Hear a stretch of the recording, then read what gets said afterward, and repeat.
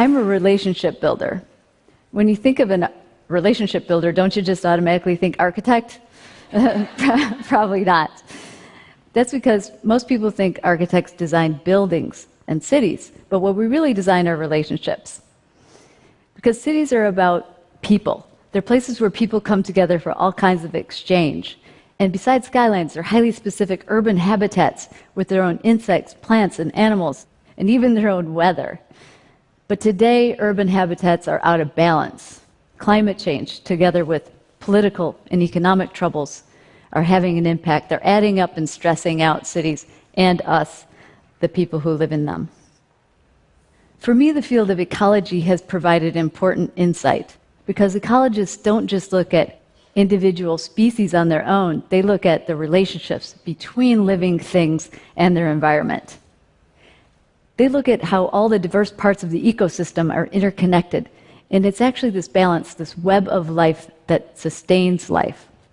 My team and I have been applying insights from ecology to architecture to see how physical space can help build stronger relationships.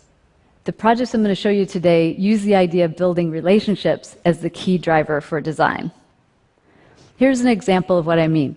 Recently, we were asked to design a Center for Social Justice Leadership called the Arcus Center. They asked us for a building that could break down traditional barriers between different groups, and in doing so, create possibilities for meaningful conversations around social justice. The students wanted a place for cultural exchange. They thought a place for preparing food together could do that. And they wanted to be welcoming to the outside community. They thought a fireplace could draw people in and help start conversations. And everybody wanted the work of social justice to be visible to the outside world. There really wasn't a precedent for this kind of space, so we looked around the globe and we found examples of community meeting houses.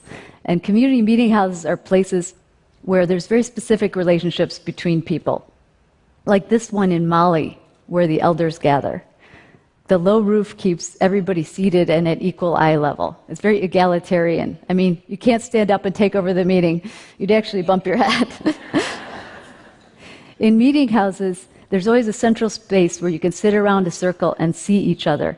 So we designed a space just like that right in the middle of the Arcus Center, and we anchored it with a fireplace and a kitchen.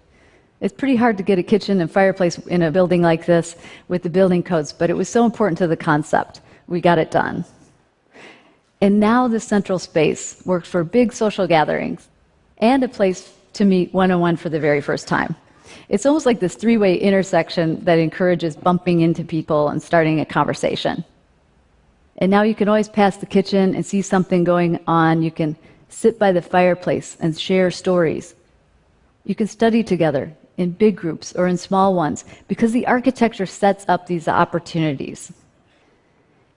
Even the construction is about building relationships. It's made of cordwood masonry, which is using logs the way that you would use bricks. It's super low tech and easy to do, and anyone can do it, and that's the entire point. The act of making is a social activity. And it's good for the planet, too. The trees absorbed carbon when they were growing up, and they gave off oxygen. And now that carbon is trapped inside the walls and it's not being released into the atmosphere, so that making the walls is equivalent to taking cars right off the road.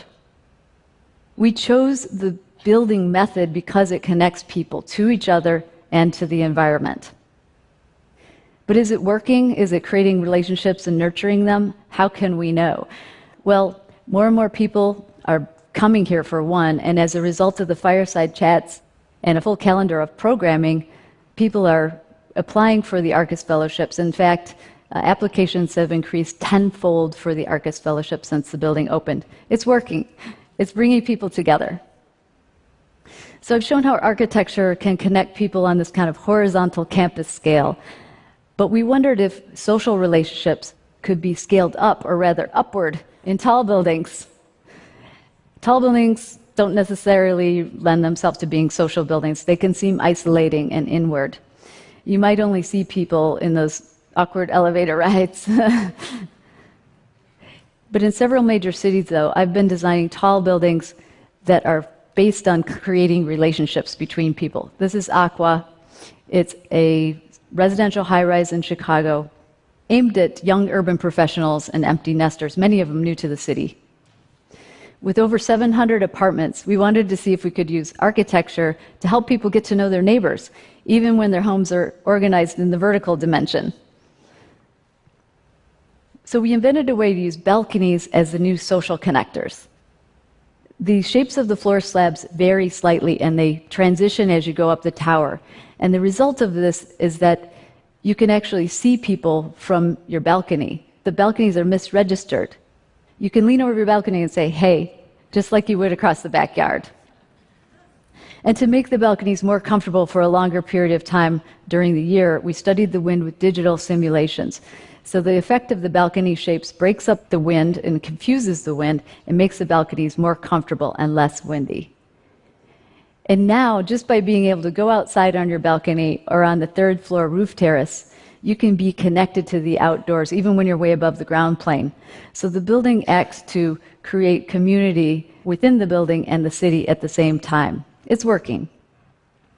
And people are starting to meet each other on the building surface, and we've heard they've even started getting together as couples. But besides romantic relationships, the building has a positive social effect on the community, as evidenced by people starting groups together and starting big projects together, like this organic community garden on the building's roof terrace. So I've shown how tall buildings can be social connectors, but what about public architecture? How can we create better social cohesion in public buildings and civic spaces, and why is it important? Public architecture is just not as successful if it comes from the top down. About 15 years ago in Chicago, they started to replace old police stations. And they built this identical model all over the city. And even though they had good intentions of treating all neighborhoods equally, the communities didn't feel invested in the process or feel a sense of ownership of these buildings. It was equality in the sense that everybody gets the same police station, but it wasn't equity in the sense that responding to each community's individual needs. And equity is the key issue here. You know, in my field, there's a debate about whether architecture can even do anything to improve social relationships. But I believe that we need architecture and every tool in our toolkit to improve these relationships. In the US, policy reforms have been recommended in order to rebuild trust. But my team and I wondered if design and a more inclusive design process could help add something positive to this policy conversation. We asked ourselves simply, can design help rebuild trust? So we reached out to community members and police officers in North Lawndale. It's a neighborhood in Chicago where the police station is perceived as a scary fortress surrounded by a parking lot. In North Lawndale, people are afraid of police and of going anywhere near the police station, even to report a crime. So we organized this brainstorming session with both groups participating, and we came up with this whole new idea for the police station. It's called Polis Station, and polis is a Greek word that means a place with a sense of community. It's based on the idea that if you can increase opportunities for positive social interactions between police and community members, you can rebuild that relationship and activate the neighborhood at the same time. Instead of the police station as a scary fortress, you get highly active spaces on the public side of the station. Places that spark conversation, like a barbershop, a coffee shop, or sports courts as well. Both cops and kids said they love sports. These insights, they came directly from the community members and the police officers themselves. And as designers, our role was just to connect the dots and suggest the first step. So with the help of the city and the parks, we were able to raise funds and design and build a half court right on the police station parking lot. It's a start, but is it rebuilding trust? But people in North Lawndale say that kids are using the courts every day, and then they even organize tournaments like this one shown here, and once in a while an officer joins in. But now they even have basketballs inside the station that kids can borrow. And recently they've asked us to expand the courts and build a park on the site. And parents report something astonishing. Before, there was fear of going anywhere near the station, And now they say there's a sense that the court is safer than other courts nearby, and they prefer their kids to play here. So maybe in the future, on the public side of the station, you might be able to drop in for a haircut at the barber shop, or reserve the community room for a birthday party, or renew your driver's license, or get money out of an ATM. It can be a place for neighbors to meet each other and to get to know the officers and vice versa. This is not a utopian fantasy. It's about how do you design to rebuild trust, trusting relationships.